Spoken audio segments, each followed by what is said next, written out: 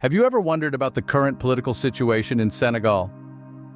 The picturesque West African nation, known for its rich culture and vibrant music, finds itself in the throes of a deepening political crisis.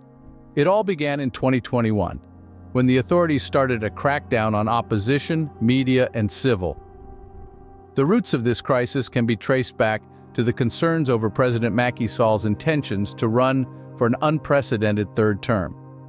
The scale of the crackdown was alarming. Civil society groups and opposition parties reported that up to 1,000 opposition members and activists were arrested from 2021 onwards. From a pool of 79 presidential candidates, only 20 survived the vetting process. These drastic measures raised eyebrows both domestically and internationally.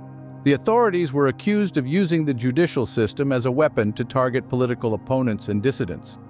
Many raised concerns about the violation of due process rights, trumped-up charges, prolonged pretrial detention, and even reports of ill treatment and torture in detention. Adding fuel to the fire was the authorities' response to public protests. Security forces were reported to have used excessive force during these demonstrations, resulting in the deaths of at least 37 people since March 2021. The freedom of assembly was curtailed, and arbitrary restrictions were imposed on media outlets and internet access. This political environment, characterized by repression and fear, set the stage for one of the most contentious general elections in Senegal's history, initially scheduled for February 25, 2024. The stage was set, the players were positioned, and the world watched with bated breath. But as we would soon discover, this was only the tip of the iceberg. As we moved closer to the 2024 presidential election, the situation worsened. Senegal, a country once held in high regard for its democratic stability, found itself grappling with a wave of intensifying repression. The authorities, in a desperate bid to maintain control, began to squeeze the nation's civic space, coming down hard on the opposition, the media, and civil society. Prominent opposition leader Ousmane Sonko found himself in the crosshairs of the government's crackdown. Accused of defamation, Sonko's court appearance sparked a storm of protests, further fueling an already volatile situation. The authorities' response? A heavy hand. Sonko was confined to his home, unable to receive visitors, while protests raged on in his support. The government's repressive measures didn't stop there. Journalists and opposition figures alike found themselves being detained on a range of charges. From accusations of spreading false news to alleged financing of activities that could cause unrest, the charges appeared as a thinly veiled attempt to silence dissent. The media, too, was not spared, with the TV station Wolf TV taken off air for providing coverage of the violent protests. The right to peaceful assembly, a cornerstone of any functioning democracy, was severely curtailed. Protests were banned, and the security forces' response to any defiance was swift and brutal. The death toll began to rise with no investigation into the tragic loss of lives. And yet, amidst the intensifying repression, the spirit of the Senegalese people remained undeterred. They continued to rally behind Sonko, their protests a stark declaration of their unwavering demand for justice and the protection of their human rights. The political tension was building, and the world was watching. The question on everyone's minds: would the Senegalese authorities relent, or would the repression continue unabated, casting a long shadow over the upcoming presidential election and the future of democracy in Senegal? Then came a move that shocked many: the indefinite postponement of the presidential election. President Macky Sall, in a decision that stunned the nation and the world, put the brakes on the presidential election initially scheduled for February 25, 2024. This was a first in Senegal's political history, a move that sent ripples across the country's political landscape. Please like, comment, share, and remember to subscribe to our channel. Now let's continue. The decision to postpone the election wasn't made in a vacuum. It came on the heels of a contentious dispute over the candidate list. Prominent opposition figures found themselves excluded from the race, a decision that led to a surge of criticism and concerns about the integrity of the electoral process. The ripple effects of the postponement were immediately felt. Opposition parties, including the Senegalese Democratic Party, were quick to request a delay, but not everyone agreed. The opposition PASTEF party, for instance, disagreed vehemently, going as far as labeling it a constitutional coup. President Sall, on his part, cited various reasons for the delay. Among them were doubts over the electoral process and the exclusion of major candidates. However, these reasons did little to quell the growing discontent and fears of a tainted electoral process. The reactions of the opposition parties were swift and strongly worded. They denounced the decision and called for mobilization to defend their rights. Despite the postponement, some opposition candidates announced that they would proceed with their campaigns, further highlighting the tension and uncertainty. The international community was not silent either. The European Union and the United States expressed concern over the delay and called for a swift new date for free elections. The indefinite postponement of the presidential election in Senegal has opened a new chapter in the country's political crisis, a chapter filled with uncertainty, tension, and a quest for democratic ideals. This unprecedented move further escalated the crisis. As the world watches, the question on everyone's mind remains, what will be the next move in Senegal's political chessboard? While Senegal was once praised for its stability, the ongoing crisis is threatening its reputation. The West African nation, often hailed as a beacon of democracy in a region fraught with instability, now finds itself on the precipice of a political crisis. This crisis, marked by a crackdown on opposition and civil society, has not gone unnoticed on the international stage. Reports from Human Rights Watch and Amnesty International have shed light on the severity of the situation, drawing attention to the erosion of democratic norms and the stifling of dissent. Security forces have been accused of using excessive force during protests, leading to numerous deaths. The authorities have also restricted freedom of assembly and imposed arbitrary restrictions on media outlets and internet access. These actions have sparked international criticism and raised questions about the future of democracy in Senegal. The crackdown on protests and the government's handling of the situation have also raised concerns about the concentration of power in the presidency. Critics argue that President Macky Sall has accumulated too much power, stifling political opposition and undermining the democratic process. This concentration of power and the lack of checks and balances are seen by many as a threat to Senegal's democratic fabric. In response to this crisis, there have been calls for political reforms. These calls are not just about resolving the current crisis, but also about addressing the underlying issues that have led to this point. There is a need for reforms that will ensure a more balanced distribution of power, strengthen institutions, and safeguard the rights of all citizens. However, these reforms will not be easy. They require political will and a commitment to democratic principles.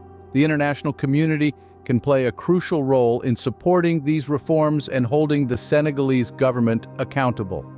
The crisis in Senegal is not just about the upcoming elections, but about the future of democracy in the country.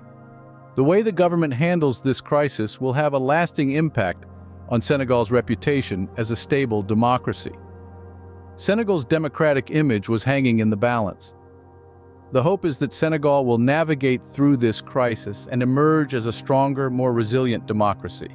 The crisis has particularly impacted the youth of Senegal. This demographic, brimming with potential, has borne the brunt of the political unrest. The root of their frustration? A glaring lack of opportunities. This has fueled their participation in deadly protests, making their voices heard in the loudest, most desperate of ways. Take the case of the students at Cheikh Anta Diop University in Dakar. Their academic lives were upended when their university suffered significant damage during the protests.